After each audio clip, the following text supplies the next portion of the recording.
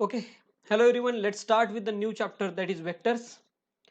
You will love entire kinematics part if you are going to love this vectors. Okay, 9th standard में boards में हमने देखा ही था कि scalar quantities and vector quantities जो पहला डिफरेंशिएशन आपने पढ़ा था ना, scalar quantities and vector quantities का 2 मार्क्स मिलते थे उससे, है ना। लेकिन ये चैप्टर आपको vector scalar quantities vector quantities ये डिफरेंशिएशंस के लिए नहीं पढ़ना है, मार्क्स के लिए नहीं पढ़ना है, आपको एंटायर काइनेमेटिक्स से प्यार करने के लिए पढ़ना है। कैसे करना है धीरे धीरे स्टार्ट करेंगे।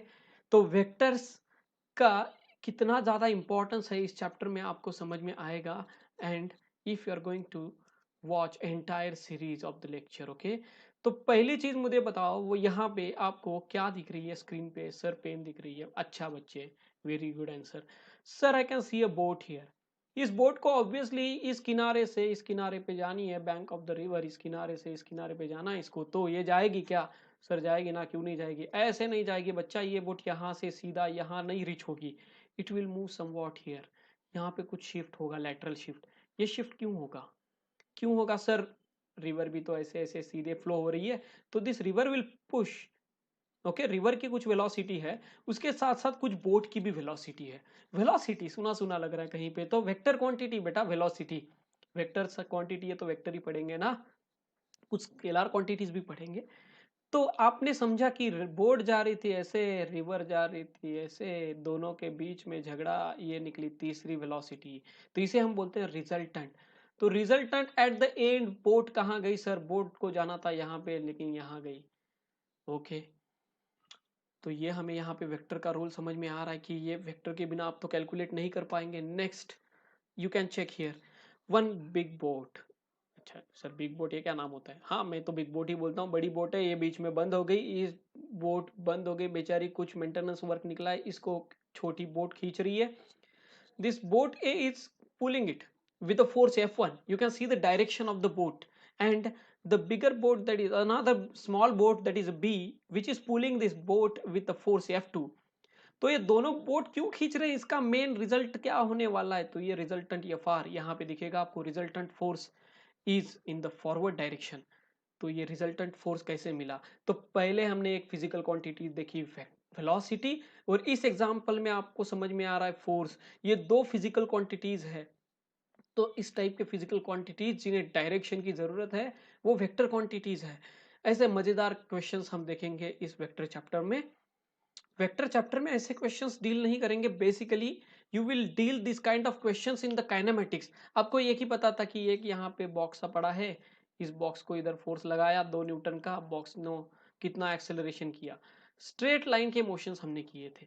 लेकिन ये फोर्स कुछ एंगल पे लगेगा तब क्या होगा, ये हम इस चैप्टर में कवर करेंगे, ठीक है।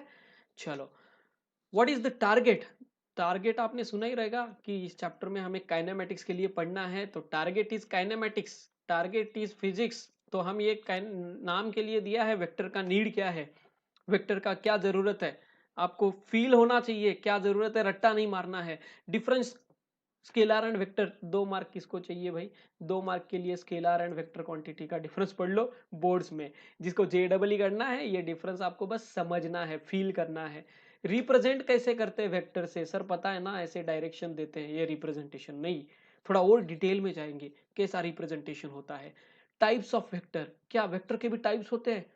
हाँ, फोर्स वेलोसिटी, अरे फोर्स एंड वेलोसिटी वेक्टर के टाइप नहीं है, फोर्स वेलोसिटी ये फिजिकल क्वांटिटी है। वेक्टर के टाइप्स क्या क्या है हमें देखेंगे, ठीक है। एंगल्स बिटवीन द वेक्टर, हाँ कुछ याद आया? ये एक बोट ऐसे खींच रही थी, दूसरी बोट ऐसे खींच रही थी, इनके बीच में कुछ एंगल है ना, तो ये एंगल हमें फाइंड करना है। तो ये बोट ऐसे रिजल्टेंट डायरेक्शन में गई, इमेजिन करो, ठीक है। Let's start with the need. क्या जरूरत थी भाई इस चैप्टर को बनाने की, किसने बनाया? हमें क्या करना है, हमें तो काइनेमेटिक्स से मार्क बनाने हैं। चलो, क्या दिख रहा है सर? मैंगो कहाँ से लेके आए वेक्टर्स में, समझेगा। कितने मैंगो है sir? 3 kilo. Okay, 3 kilo mango का फोटो नहीं था तो 3 मैंगो उठा लिए, वाह। यहाँ पे sir 4 kg mangoes. Okay, 4 kg mango, 3 kg mango, mummy ने बोला 4 kg लाओ, क्यों लाओ, मेहमान आ चुके हैं। तो टोटल मैंगो हो गए 7 kg। अभी तो ठीक है। तो आपने कैसे ऐड किया बच्चों? Just normal mathematical, 3 + 4 7। ये था स्केलर क्वांटिटी, समझ गए? स्केलर क्वांटिटी को हम डायरेक्टली मास, केजी में क्या मेजरमेंट करते हैं? मास। केजी में क्या मेजरमेंट करते हैं? मास का। तो कितना केजी मास था? 7 केजी मास था सर। कैसे आया? 3 + 4 7, वेरी गुड। ओके, अभी बताओ कितना फोर्स है बच्चों? 4 और 3 7, सही है। 7 न्यूटन का फोर्स कहां पे लगा ये भी जरूरी है। 7 न्यूटन ऊपर लगा कि नीचे लगा? अभी देखो डायरेक्शन समझ में आ रही है। 7 KG in the forward direction. और एक डायग्राम देखो। अरे भाई इसके साथ ये भी आ गई, चलो ठीक है, इसको कहीं जाना रहेगा, कहाँ जाना है देखेंगे। लेकिन इस डायरेक्शन में, इस फिगर में, ये जो सेकंड फिगर दिख रही है, 5 Newton in this direction, 5 Newton in this direction, resultant force कितना लगा? 5 और 5 10। नहीं बेटा, ये बॉडी मूव ही नहीं करेगी। इस डायरेक्शन में 5, इस डायरेक्शन में 5, +5 -5 0। ये तो बहुत बेसिक एग्जांपल है सर, ये तो आता है मुझे। ठीक है, इसमें बता क्या हो जाएगा। ये लेडी इसको फोर्स लगा रही है कुछ, लेकिन इसका डिस्प्लेसमेंट इस डायरेक्शन में हो रहा है। Work F into D, force into displacement, force in the direction of displacement, है ना। तो हमने यही स्ट्रेट लाइन के पढ़े थे। अभी हम पढ़ेंगे कि अगर ये फोर्स ऐसे लग रहा है कुछ डायरेक्शन में और ये डिस्प्लेसमेंट ऐसे हो रहा है तो कितना वर्क डन होगा। That is F D cos theta. कैसे आया सर ये F D cos theta? Cos theta क्या होता है ट्रिग्नोमेट्री में पढ़ेंगे, तो ट्रिग्नोमेट्री में भी थोड़ी थोड़ी पढ़ा लेता हूं। चलो स्टार्ट करते हैं। ये कैसे आया ये सब हमें फील करना है। ये सब आपको समझा ना भाई? 5 + 5 10 होता है। नहीं सर, यहाँ पे 5 - 5 10 हुआ। एक का डायरेक्शन माइनस में लिया, एक का पॉजिटिव में लिया। तो यहाँ पे जिन क्वांटिटीज को डायरेक्शन की रिक्वायरमेंट है उन क्वांटिटीज को हम वेक्टर क्वांटिटीज बोल रहे हैं। लेकिन ये मैंगो को ऐसा नहीं, 3 और 4 7 हो गया। और एक एग्जाम्पल लेते हैं, ये बहुत खिचड़ी हो गया। चलो एक एग्जाम्पल लेते हैं। यहाँ पे मुझे बताओ, एक चंपक है, चंपक, चंपक को जाना है 4 मीटर ईस्ट में। गया बेचारा 4 मीटर ईस्ट में। फिर मम्मी ने बोला ओके 4 मीटर से फिर से पीछे आओ 3 मीटर। ठीक है, 3 मीटर पीछे आया। कितना डिस्टेंस कवर हुआ? 4 और 3 7। ये तो मैं बोर्ड में भी कर लेता हूँ। जैसे मैंगो थे ना 3 केजी और 4 केजी, सर 7 केजी के मैंगो मिल गए थे। मजा आ गया मैंगो का। लेकिन अभी यहाँ पे बताओ distance covered 7 KG, displacement sir 4 - 3 1 newton, 1 metre. Newton कहाँ आता है डिस्प्लेसमेंट में? ठीक है, तो displacement in the second case. First case कहाँ पे है? अरे यहाँ पे दिख नहीं रहा है क्या? फर्स्ट केस 4 मीटर गया, फिर 3 मीटर गया, 4 और 3 7 मीटर आया। सर ये तो चीटिंग है, आपने पहले फर्स्ट एग्जांपल दिखाया ही नहीं। क्या भी दिख रहा है ना। चलो, तो ये फर्स्ट केस में आपने 4 और 3 7 लाया, 4 और 3 7 डिस्प्लेसमेंट आया। लेकिन यहाँ पे डिस्प्लेसमेंट कितना आया सर? 1 मीटर का डिस्प्लेसमेंट आया। कैसे आया? 4 - 3। ऐसे क्यों? आप भी तो चीटिंग कर रहे हो। सर ये चीटिंग कहाँ, ये तो रूल है। This is the displacement shortest distance. 4 और 3 के बीच का शॉर्टेस्ट डिस्टेंस कहाँ पे है सर? ये 1 मीटर का होता है। यहाँ पे आके रुकी ना बॉडी, तो ये 1 मीटर का हो गया। ओके, मतलब आप 4 मीटर का डिस्प्लेसमेंट और 3 मीटर का, भले ये माइनस हो जाएगा क्योंकि इस पे डायरेक्शन लगा है, इसका आंसर 1 मीटर लेके आए। यहाँ पे 7 metre. Okay, one more question. यहाँ पे बताओ, this is the 4 metre and this is for 3 metre. अगर वो चंपक को ईस्ट से नॉर्थ जाने का मूड हो गया, ठीक है, डिस्प्लेसमेंट बताओ। बहुत इजी है सर, स्टार्टिंग पॉइंट और एंड पॉइंट के बीच में angle. This is the start point और एंड पॉइंट के एंगल तो नहीं पता मुझे, लेकिन I can find this distance using Pythagoras theorem. तो 4 square + 3 square is equal to Pythagoras, ये कुछ 5 मिलेगा पाइथागोरस थ्योरम से। तो आप ही लोग 4 और 3 को कितना बना रहे हो? इस बार in this third case you are going to find it as a 5 metre. लेकिन सर ये इसमें डायरेक्शन है इसीलिए 5 मीटर आया। तो स्केलर क्वांटिटीज में आप एडिशन डिफरेंट वे में करते हो। नॉर्मली 4 और 3 7, लेकिन वेक्टर क्वांटिटीज में आपका आंसर क्या क्या आया सर? 7 मीटर भी आया, 1 मीटर भी आया और 5 मीटर भी आया। तो कहने का मतलब यहाँ पे आपको समझना है कि स्केलर क्वांटिटीज का answer straight forward normal algebra का एडिशन होगा। लेकिन वेक्टर क्वांटिटीज को ऐड करने के लिए कुछ लॉज है, लॉज ऑफ वेक्टर एडिशन। ये लॉ आपको समझने हैं इस चैप्टर में। तो नीड ऑफ द वेक्टर आपको समझ में आ रही है कि वेक्टर का एडिशन कुछ डिफरेंट वे से होता है, स्केलर का एडिशन कुछ डिफरेंट वे से होता है। तो इनका एडिशन आपने देखा ना, 4 और 3 को ऐड किया 7 आया, 4 और 3 को ऐड किया 1 आया, 4 और 3 को ऐड किया 5 आया। ठीक है, चलो फिर नीड तो समझ गई। अभी डिफरेंस पढ़ते हैं, 2 मार्क लेने। जेडब्ल्यू के साथ साथ बोर्ड के भी कवर कर लेंगे। Scalar quantities are those quantities which require only magnitude, which needs only magnitude, right? which needs only magnitude, and vector quantities which can be completely described with the help of magnitude as well as direction. बराबर। लेकिन इतना ही काफी नहीं है, अभी हमने देखा magnitude और डायरेक्शन होता है सिर्फ, तो बिल्कुल जरूरी नहीं है कि वो वेक्टर क्वांटिटी होगी। एग्जांपल देता हूं, मतलब डायरेक्शन आगे मतलब वेक्टर क्वांटिटी, ऐसी कंसेप्ट बिल्कुल नहीं है। तो मेक श्योर कि आगे से एक बात ध्यान में रखना कि जिस क्वांटिटी के पास डायरेक्शन है वो क्वांटिटी बिल्कुल जरूरी नहीं है कि वो वेक्टर क्वांटिटी हो। मैं एग्जांपल देता हूं, यकीन नहीं होता तो फिलहाल और एक डिफरेंस को ऐड करते हैं। तो वेक्टर क्वांटिटीज हमने सिर्फ मैग्नीट्यूड होना चाहिए, सिर्फ डायरेक्शन होना चाहिए, इतना समझ गए। लेकिन उसके साथ साथ वेक्टर क्वांटिटीज को लॉ ऑफ वेक्टर एडिशन भी फॉलो करना चाहिए। They should obey the laws of vector addition. Laws of vector addition, what is the laws of vector addition? हाँ, तो एक ही दिन में सब पढ़ेगा क्या, चैप्टर भी तो आगे बढ़ना है।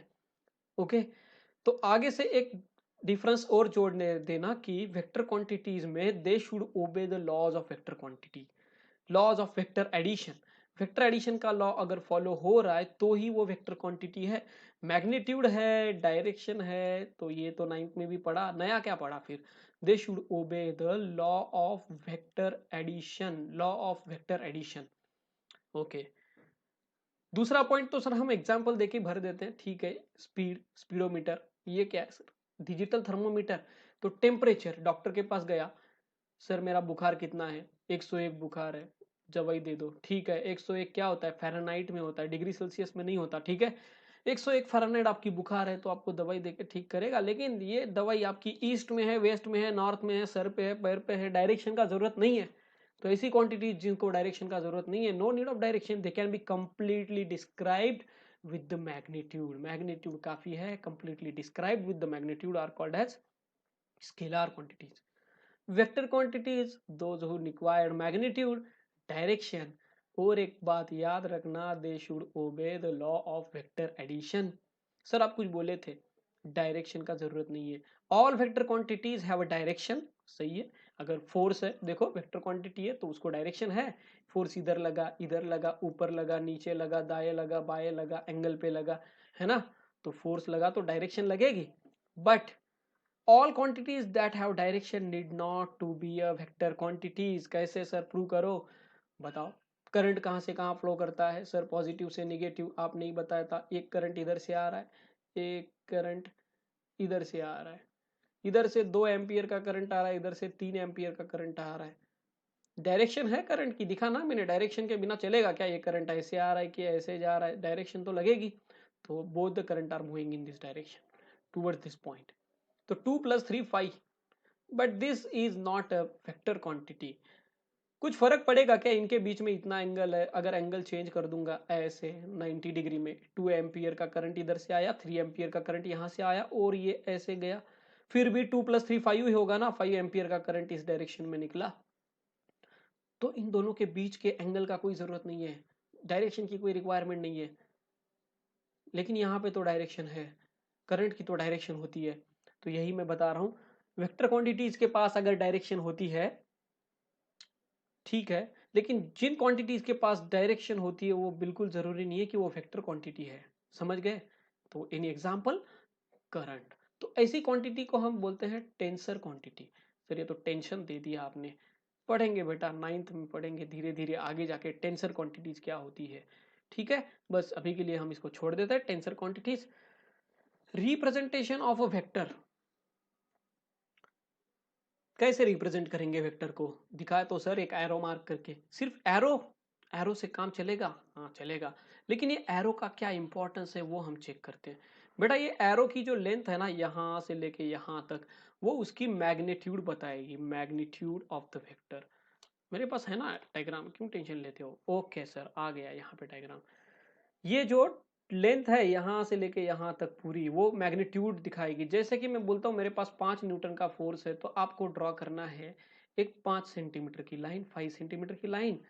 और किस डायरेक्शन में बोला है उस डायरेक्शन में बना दो, ऊपर बोला है तो ऊपर बना दो। 5 न्यूटन का फोर्स, यहाँ पे स्केल लिखेंगे, 1 centimetre is equal to 1 newton. तो 5 सेंटीमीटर मतलब 5 न्यूटन का फोर्स अगर मुझे 20 न्यूटन बनाना है तो क्या सर 20 सेंटीमीटर का लाइन लगा देंगे? नहीं सर, स्केल छोटा कर देंगे। ओके, ऐसे नहीं करेंगे, बताता हूं। सपोज मुझे बताना है कि मेरे पास 20 न्यूटन का फोर्स है ईस्ट में। ओके, 2000 न्यूटन का फोर्स है ईस्ट में, तो ठीक है। उसके लिए तो हमें देखना है रिप्रेजेंटेशन कैसे करेंगे। तो representation of a vector you need just an arrow mark over that physical quantity. ठीक है, ये फिजिकल क्वांटिटी पे अगर मैं एरो मार्क करता हूं तो वो उसकी क्या है, डायरेक्शन रिप्रेजेंट करता है। जैसे कि मैंने बोला 2000 न्यूटन का फोर्स लगेगा कहां पे, ये यहां लिख देंगे ईस्ट में। क्या 2000 मीटर लंबा डायरेक्ट डायग्राम थोड़ी बना देंगे उस पे, नहीं ना, उस पे एरो नहीं मार्क करेंगे। लेकिन ये एरो का क्या बोलना है कि एरो का जो टेल होता है ना, उसकी पूंछ वो, और ये है हेड। एक तो होता है टेल और एक तो होता है हेड। हेड दिखाता है उसकी डायरेक्शन, किस डायरेक्शन में जा रहा है, इस डायरेक्शन में जा रहा है। ठीक है, हेड दिखाता है उसकी डायरेक्शन, इसकी लेंथ दिखाती है उसकी मैग्नीट्यूड। देन ये जो एंगल पे है, कितने एंगल पे है वो भी तो हमें समझना पड़ेगा। तो ये एंगल दिखाएगा। हम लिखेंगे यहाँ पे एक क्वेश्चन, जैसे कि एंगल बिटवीन द वेक्टर्स।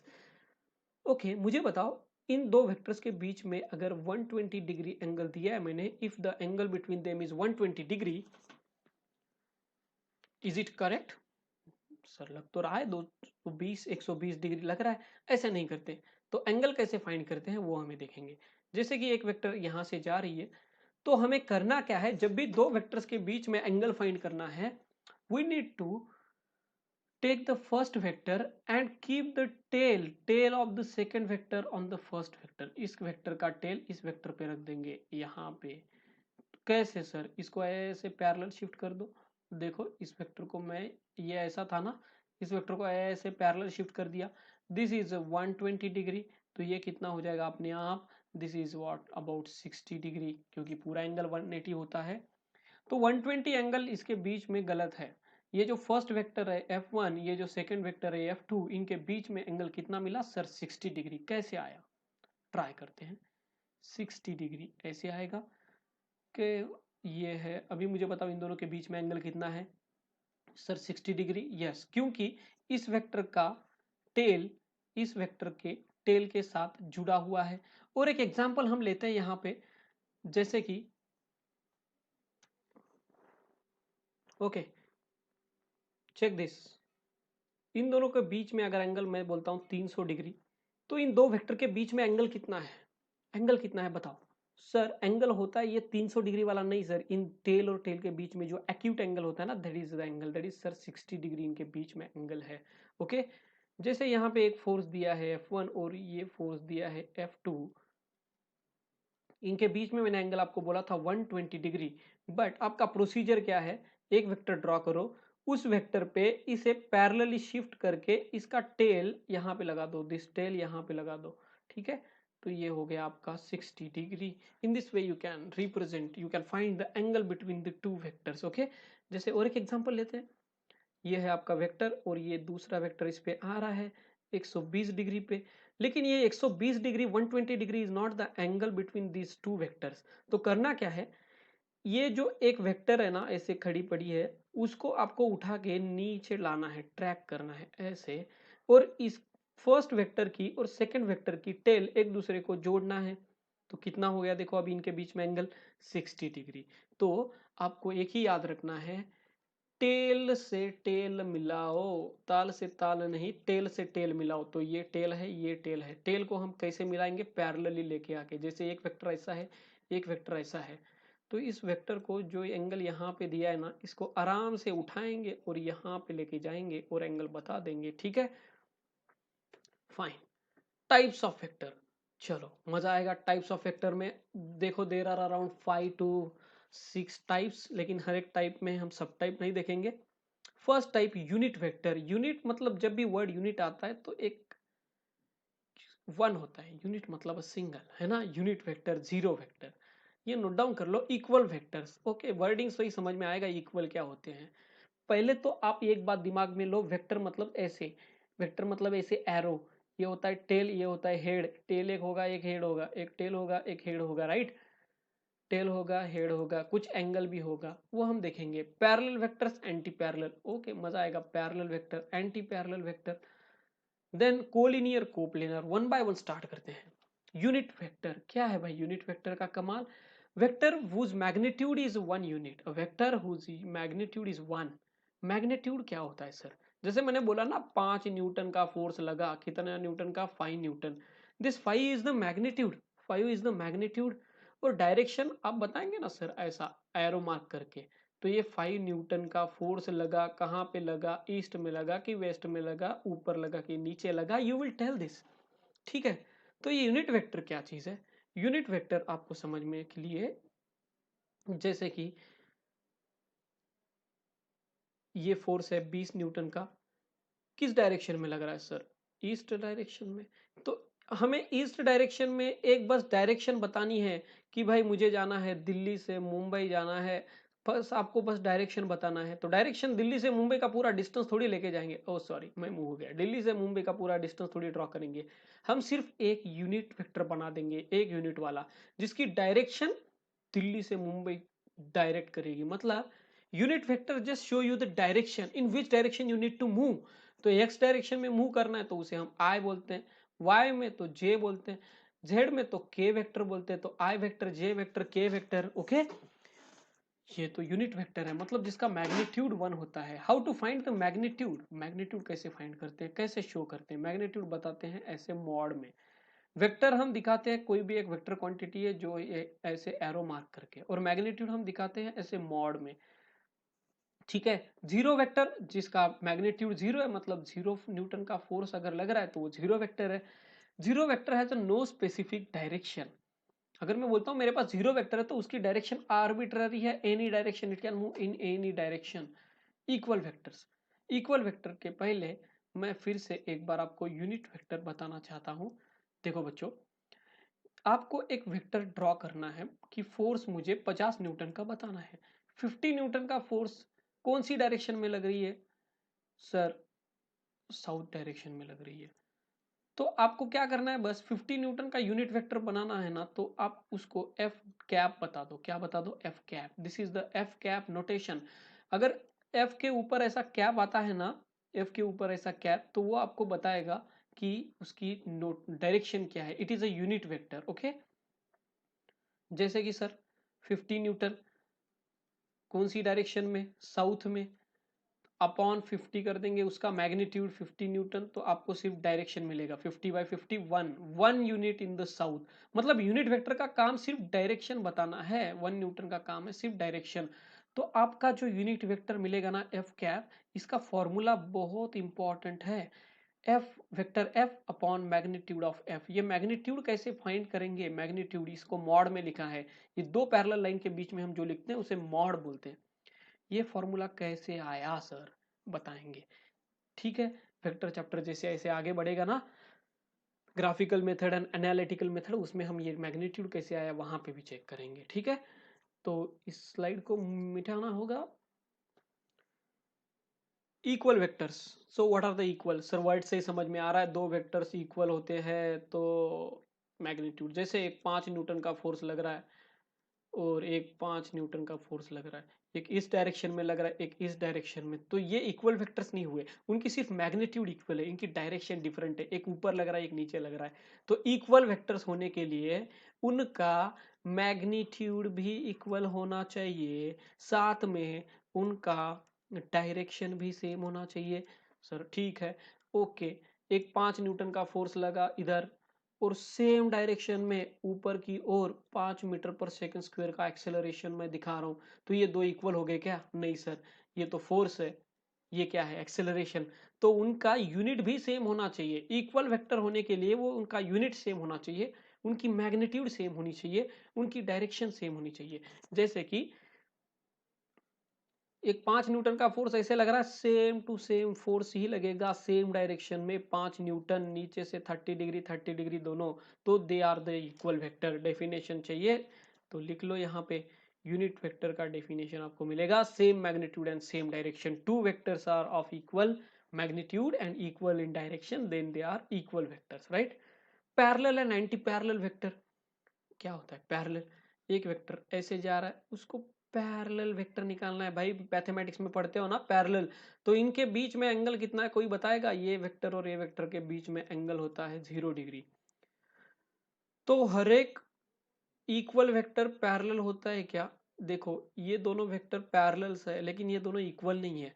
लेकिन अभी देखो this two vectors are equal, five newton five newton, it means these are parallel.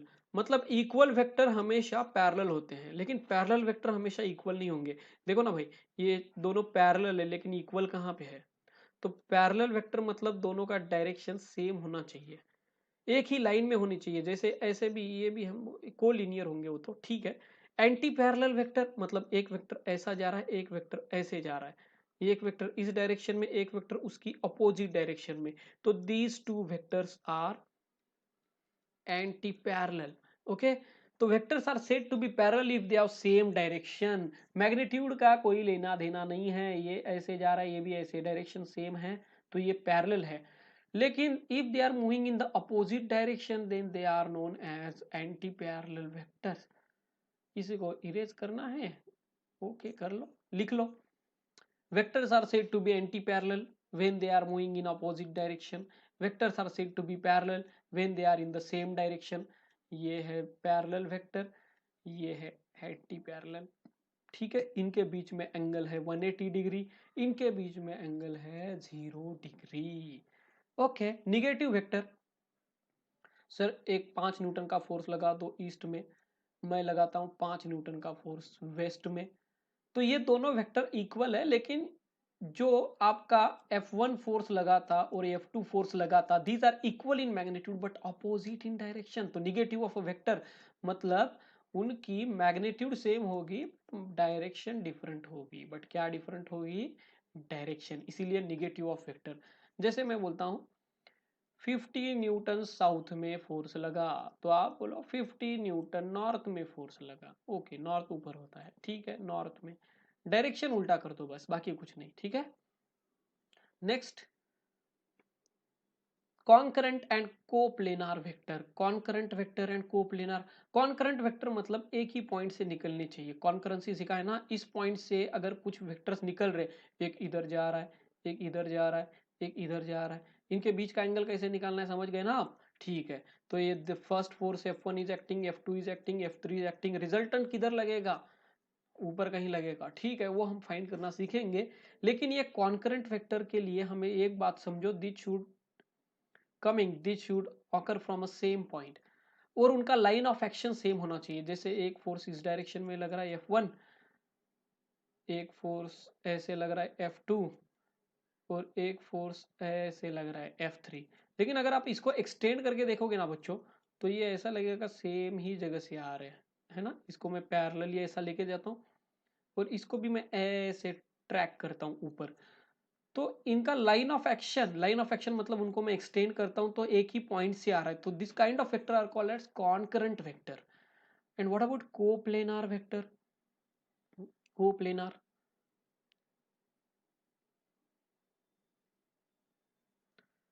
Concurrent vector, vectors are of same initial point या तो same point are called as concurrent. और coplanar, जैसे कि समझो मेरे पास ये दो पेन्स है, ये एक ही प्लेन में है, सेम प्लेन, ऐसे रखूंगा तो भी, ऐसे रखूंगा तो भी, देखो हॉरिजॉन्टल प्लेन में आ गई दोनों पेन, ऐसे रखूंगा तो भी, दो पेन को देखो एक ऐसे है एक ऐसे है, तो this two are in the same plane. तो जब भी दो एक ही प्लेन में होती है तब उन्हें हम बोलते हैं कोप्लेनार वेक्टर।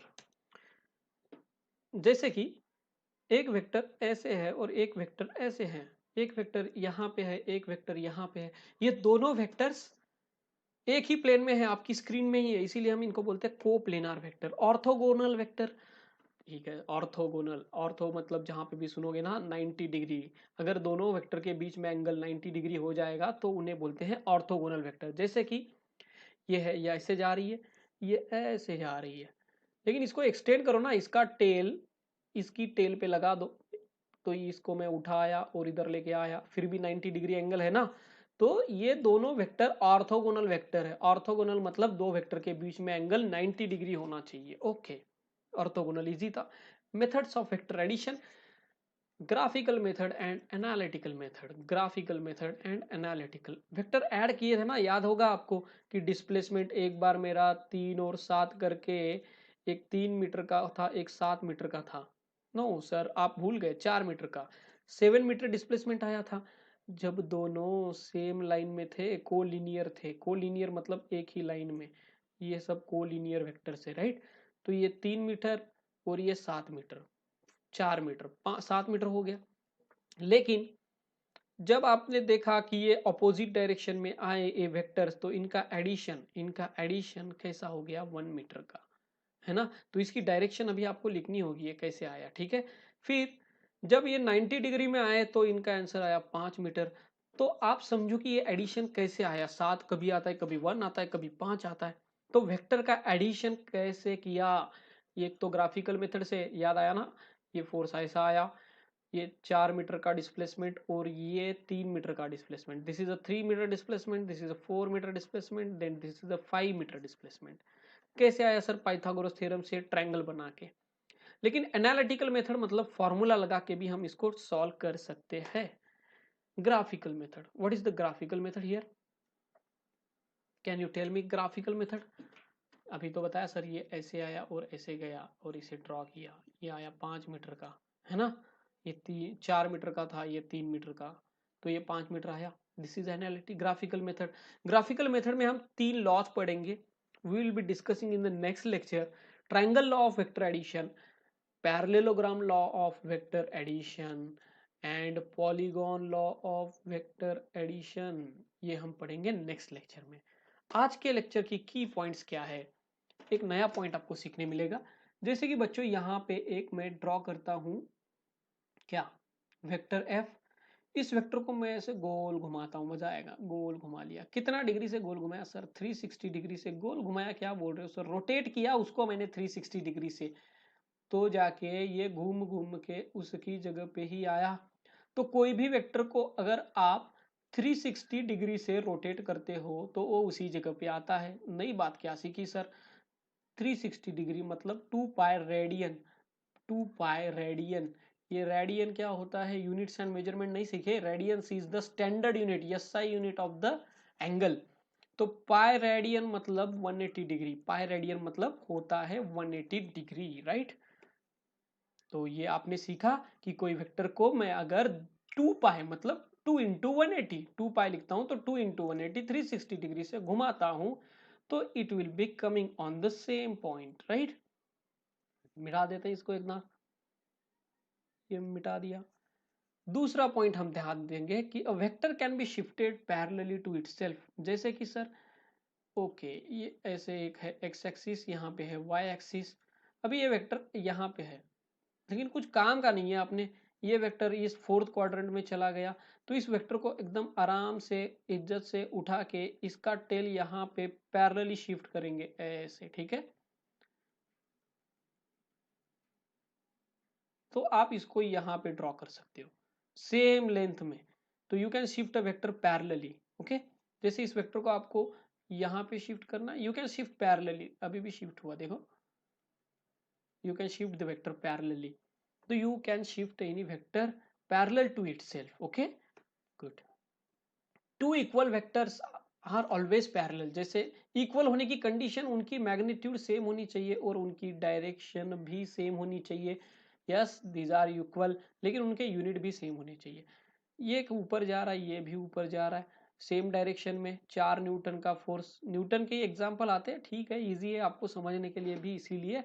तो two equal vector are always parallel, क्योंकि उनकी डायरेक्शन सेम है, मैं खुद बोल रहा हूँ, तो ये इक्वल वेक्टर होते हैं, वो पैरेलल होते ही है। लेकिन जो पैरेलल होते हैं वो इक्वल होना बिल्कुल जरूरी नहीं है। कैसे सर, ये 5 न्यूटन का फोर्स लगाया, उसमें और एक पैरेलल फोर्स लगाया 2 न्यूटन का, ये 2 न्यूटन और ये 5 न्यूटन एक दूसरे को पैरेलल है बट इक्वल नहीं है। इनकी मैग्नीट्यूड देखो ना भाई, ये 2 है, ये 5 है, तो ये गलत। और एक last point, all vector quantities have directions but all quantities which have direction need not to be vector quantities, जैसे कि current। in this way we have covered the very basic part of the vectors, types of vectors, and how to find the angle between the vectors and few key points. We will start with the triangle law of vector addition, parallelogram and polygon law of vector addition। ये मजेदार किस्सा था ना, 5 और 3 sorry 4 और 3 7 आया, 4 और 3 को ऐड करके 1 भी आया, इन दोनों के बीच में एंगल आएगा, ठीक है, कितना भी एंगल चेंज कर दो इन दोनों के बीच में ही आंसर आएगा। तो ये आंसर कैसे आते हैं we will discuss in the next session. So thank you everyone, take care.